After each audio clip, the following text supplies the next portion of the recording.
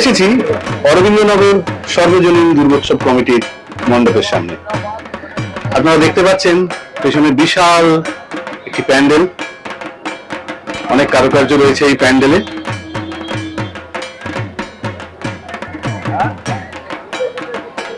এরপর আমরা আস্তে আস্তে মণ্ডপের ভেতরে প্রবেশ করব, প্রতিমা দর্শন করব এবং মণ্ডপের ভেতরের অন্দরসজ্জাটি দেখব।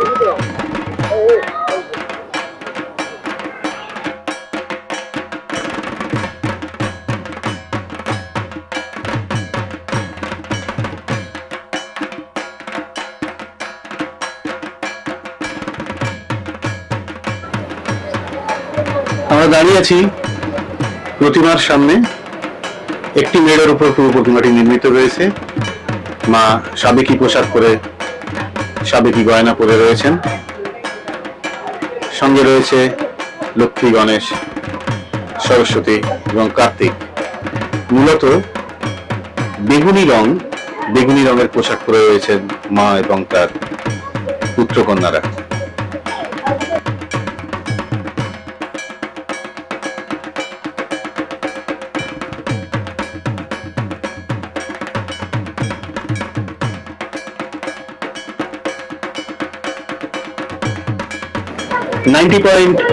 FM বেতার বিদ্যাসাগরের তরফ থেকে পুজো পরিক্রমায় আমরা চলে এসেছি অরবিন্দনগর সর্বজনীন দুর্গোৎসব কমিটিতে।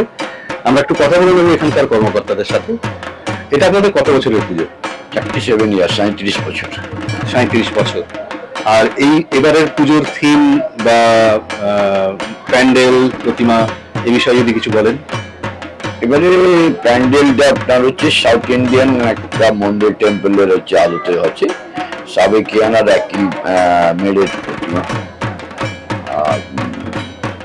এটা 37 বছর অরবিন্দনগর সার্বজনীন দুর্গোৎসব কমিটির। আপনাদের এই পুজোর বাজেট কিরকম? Budget near about 20 lakh.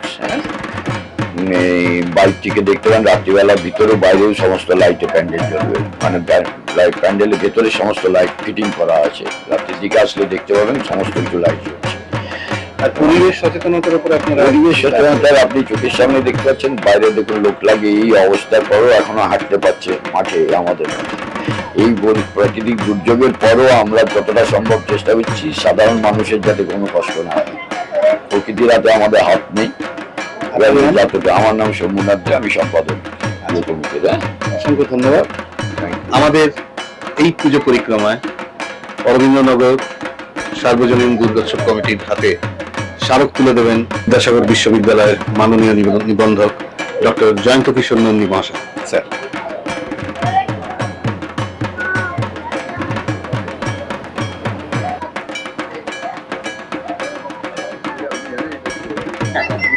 আপনারা শুনতে থাকুন 90.8 বেতার বিদ্যাসাগর। আমরা রয়েছি মাতৃশক্তি 2025 শারদ সম্মান। আমরা আমাদের মধ্যে আছেন বিচারক মন্ডলীর ক্ষেত্রে অন্যতম যিনি সদস্য অধ্যাপক তপন কুমার দে। আমরা স্যারকে জিজ্ঞেস করতে চাই যে স্যার, বেতার বিদ্যাসাগরের আয়োজনে মাতৃশক্তি শারদ সম্মান 2025 এই পরিক্রমায় বেরিয়ে আপনার কিরম লাগছে? দেখুন, বিদ্যাসাগর বিশ্ববিদ্যালয়ের অন্তর্গত বেতার বিদ্যাসাগর, সেটা আজ দীর্ঘ প্রায় 7 বছর এটা পুজো পরিক্রমা 4th year, 4 বছর করছে। এটা একটা অসাধারণ উদ্যোগ বিদ্যাসাগর বিশ্ববিদ্যালয়ের পক্ষ থেকে, দুটো দিক থেকে। একটা হচ্ছে বিদ্যাসাগর বিশ্ববিদ্যালয় এটা প্রমাণ করতে চাইছে বা দেখাচ্ছে যে একটা এডুকেশনাল ইনস্টিটিউশন কেবল 4 দেওয়ালের মধ্যে তার গবেষণার কাজের মধ্যেই নিজেকে নিবদ্ধ রাখে না, সমাজের সঙ্গে ফ্রম ক্যাম্পাস টু কমিউনিটি এই যে একটা আচরণ একটা এডুকেশনাল ইনস্টিটিউশনের, সেটা প্রমাণ করছে একদিক থেকে। আর একদিক থেকে এই যে বাঙালির শ্রেষ্ঠ উৎসব শারদীয়া উৎসব, সেই পুজো পরিক্রমার মধ্য দিয়ে এডুকেশনাল ইনস্টিটিউশন হিসেবে বিদ্যাসাগর বিশ্ববিদ্যালয় একটা মেসেজ দিচ্ছে সমাজকে যে আমরা সবাই কিন্তু সেই মাটির কাছাকাছি থেকে আমাদের উৎসবগুলোকে পালন করি। আমাদের সবার সঙ্গে সবার মিলন ক্ষেত্রে যে এই উৎসবগুলো, সেটাও একটা মেসেজ দিচ্ছে। উৎসাহিত করছে সমস্ত পূজা উদ্যোক্তাদের, বড় ছোট সমস্ত পূজা উদ্যোক্তাদের যারাই আমাদের কাছে এসেছেন তাদের কাছে বিদ্যাসাগর বিশ্ববিদ্যালয় গেছে, তাদের পূজা মণ্ডপ পরিক্রমা করেছে এবং সেই বিষয়ে যথাযোগ্য তাদের সম্মান জানিয়েছে। সঙ্গে সঙ্গে পূজা মণ্ডপে পরিক্রমা করার সঙ্গে সঙ্গে তাদেরকে শ্রদ্ধা জানিয়েছে।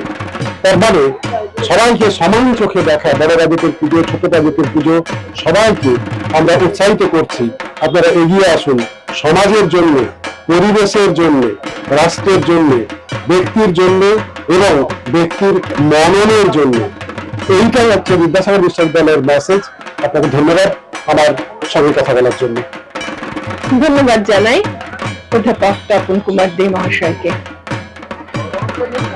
পরিক্রমায় আজকে শহরের পথে পায়ে পায়ে আমরা, আমাদের মধ্যে উপস্থিত আছেন অন্যতম বিচারক পিয়াসী সাই মহোদয়া। আমরা ম্যাডামের কাছে জেনে নেব যে বিদ্যাসাগর বিশ্ববিদ্যালয়ের উদ্যোগে বেতার বিদ্যাসাগরের আয়োজনে এই যে পুজো পরিক্রমা, আপনার কিরকম লাগছে আমাদের সাথে? প্রথমেই আমি বলি এই বেতার বিদ্যাসাগরকে অসংখ্য ধন্যবাদ জানাই আমি এখানে বিচারক হিসেবে উপস্থিত থাকতে পারার জন্য। এই পরিক্রমা তো খুবই ভালো লাগছে এবং ওনারা যে শুধু ওটার মধ্যে আবদ্ধ থেকেছে তা নয়, সবটাই মানে শিল্প সংস্কৃতি সবটাই কিন্তু রয়েছে।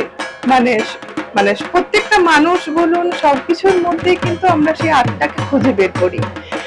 ঠিক এখানেও বেতার বিদ্যাসাগরও সেটাই হয়তো খুঁজে চলেছেন। আর এর পরবর্তী ক্ষেত্রেও আরো আমরা বিভিন্ন প্যান্ডেলে যাব, বিভিন্ন কারুকার্য দেখতে পাবো। আর তার সঙ্গে ওনারা যে এই যে সবাইকে উদ্বুদ্ধ করছেন সেটাই আমাদের সব থেকে বেশি ভালো লেগেছে। অসংখ্য ধন্যবাদ বেতার বিদ্যাসাগরকে। শুনলেন আপনারা, তাই উৎকর্ষের সন্ধানে বেতার বিদ্যাসাগর মাতৃশক্তি শারদ সম্মান 2025।